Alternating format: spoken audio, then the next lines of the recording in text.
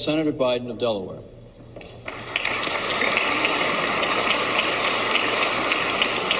Senator Biden, welcome to the Advocates. Thank you. Good to be here. Senator Biden, it's nice to have you here. As the youngest member of the Senate, the one, therefore, who may expect the longest career there, I wonder if you'd say to us, since it's clear that you're not corrupt and you got elected, why should people think that the system produces corrupt results when there you are? Well, I'm not sure you should assume I'm not corrupt, but... They bother me a lot, and that's why I only have raised $10 million. It's kind of a problem, you know what I mean? Look, folks, you all heard the question. Special interest groups in Washington and lobbyists bother them. Lobbyists aren't bad people. Special interest groups are not bad people. But guess what? They're corrosive.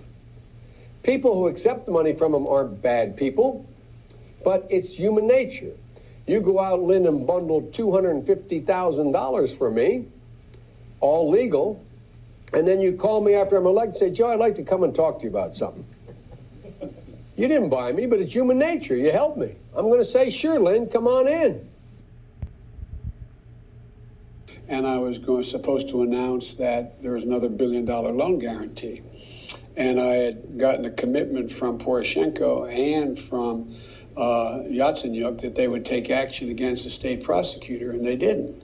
So they said they were walking out to press conference. I said, no, I said, we're not going to give you the $1 billion. They said, you have no authority. You're not the president. The president said. I said, call him. I said, I'm telling you, you're not getting the $1 billion. I said, you're not getting the $1 billion. I'm going to be leaving here. And I think it was, 6 hours? I said, I'm leaving in 6 hours. If the prosecutor's not fired, you're not getting the money. Oh, son of a bitch. Got fired. This is not about me. It's not about my son.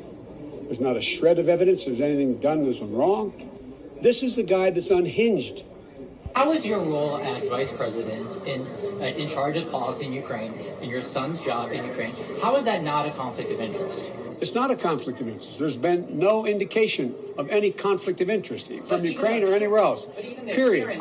As you probably remember, then Vice President Biden leveraged $1 billion U.S. tax dollars to get a Ukrainian prosecutor fired. You're going to fire this guy who's investigating my zero-experience son being, well, paid millions for corruption and other parts of the investigation, or you're not getting the money. And you have 6 hours. Son of a bee, they did it. Remember all that the media mob and Democrats ignored? Well, there's a lot more to the story. It turns out this is only the tip of the iceberg. In fact, according to the Senate's findings, Hunter Biden and his family received millions of dollars from foreign nationals with questionable backgrounds. According to the report, Hunter actually raked in a whopping $3.5 million from the wife of the former mayor of Moscow, as in Russia, via a wire transfer. Hunter also opened a joint bank account with a Chinese national in order to fund a $100,000 shopping spree for members of his family.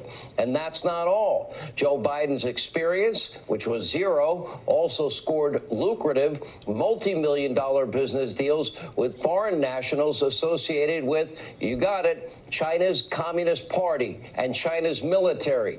And when you think it couldn't get any worse, think again.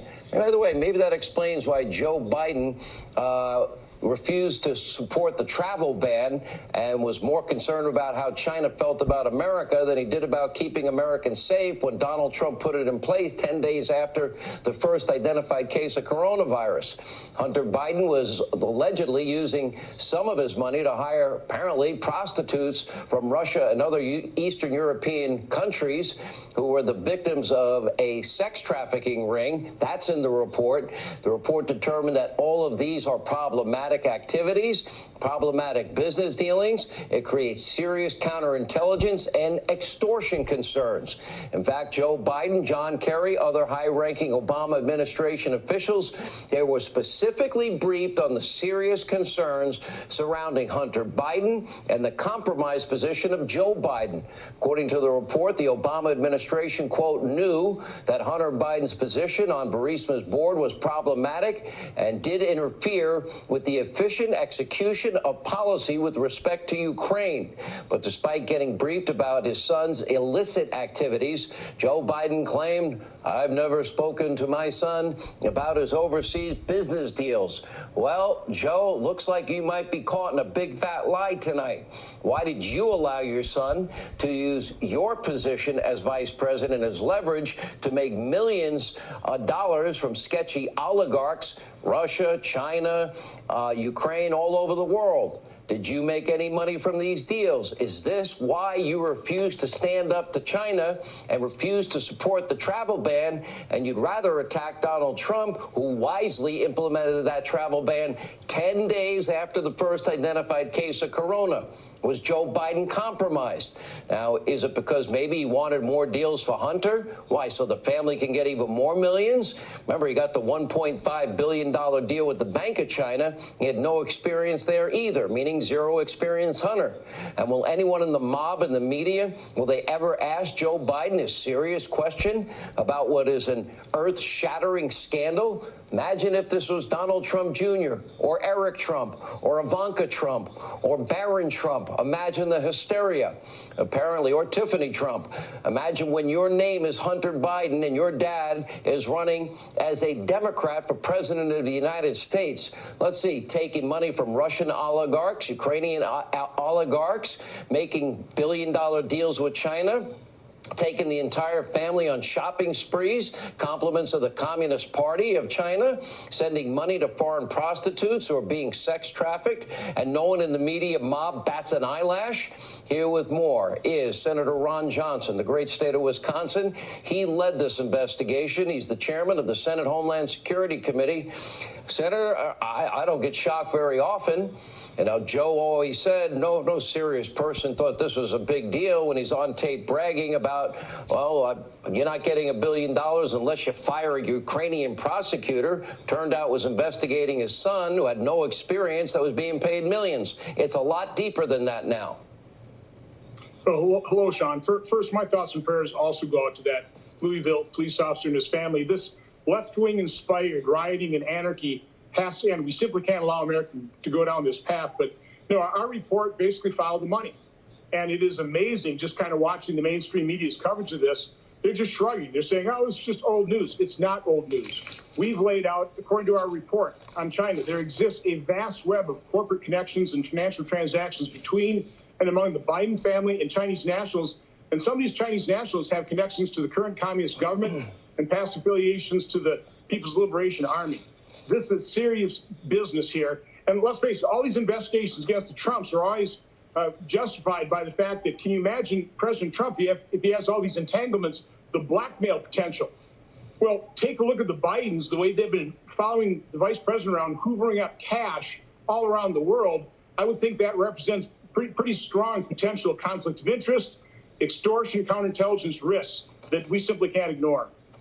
Well, now, there were numerous warnings. One, by the way, came from the guy, George Kent, who we remember from the case involving what was going on in this ridiculous impeachment, compared to, a phone call that was, I didn't hear anything wrong on that phone call with President Zelensky. You're talking about major millions of dollars, but this goes, to Russia? This goes to Ukraine? This goes to China? This goes to other countries? Did he have any experience, Hunter Biden, to do any of these deals paying him millions? Not that we're aware of. What's kind of odd, we also found out from George Kent that 7 months after Hunter Biden joined the board of Burisma, supposedly to consult on corporate governance and transparency, Burisma basically paid a $7 million bribe to end the investigations into their owner, Zlochevsky. So Hunter Biden wasn't exactly doing a good job corporate governance and transparency from that standpoint, was he? And they tried to warn numerous times about the compromised position. Apparently, John Kerry had knowledge of Hunter's role on the Burisma board, for example, but said flatly, I had no knowledge, when in fact he did have knowledge. Other people knew it as well. There were numerous attempts to warn the administration. Pretty much everybody seemed to know it was problematic. Is that true, Senator? Well, there was certainly a lot of memos going around the State Department. Everybody knew how bad a conflict of interest this was and how it was going to frustrate their attempts to really carry out America's policy to help rid Ukraine of corruption.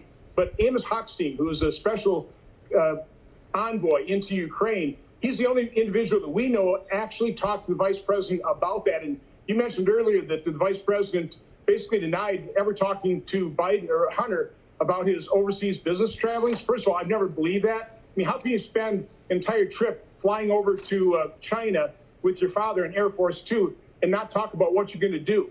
But Amos Hochstein now said that he talked to the vice president. The vice president then apparently talked to Hunter, who set up a meeting with Amos Hochstein to talk about this conflict of interest. So I think we've caught the vice president in, I hate to say it, a lie. Let's talk about Hunter's business dealings with Russia. Let's talk about his business dealings with China. Let's talk about the monies that were being sent around to unsavory characters that potentially were involved in what, sex trafficking schemes? What did you find? Well, in terms of sex trafficking, I'll just read from the report because I want to get this right. Hunter Biden paid non-resident women who were nationals of Russia or other Eastern European countries who appear to be linked to a, quote, Eastern European prostitution or human trafficking ring. Now, we've got a little more detail in some of our footnotes. But again, we were just following the money. We were looking at all these financial transactions that should raise all kinds of concerns throughout America, and particularly in the mainstream media. So the question really is, Sean, is the mainstream media going to start asking questions and demanding answers from the vice president? Yeah, well, so Hunter had business with the Russian oligarch. Hunter was doing business deals, making wire transfers with Russian citizens, Ukrainian citizens. I mean, it's pretty breathtaking. I'm sure the media mob, I mean, they protected Hunter and Joe, you know, all throughout the impeachment and said, oh, there's no serious person believes anything wrong here. Would this subject the vice president of the United States potentially to blackmail? Sir? That's the concern.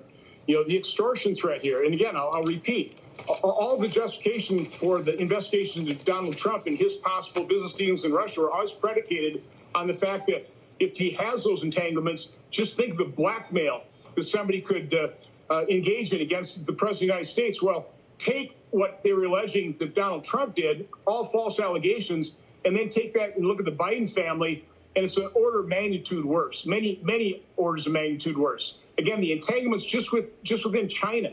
You know, these individuals, there's millions of dollars of cash flow going back and forth between China and the U.S. There's a dual-use auto parts company that Hunter helped a Chinese company gain control over, potentially for the benefit of the People's Liberation Army.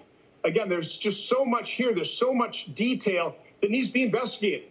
And so what we're hoping is this report provides a lot of detail and people start connecting more dots, and hopefully the mainstream media will actually start asking questions so the American people are informed before this election.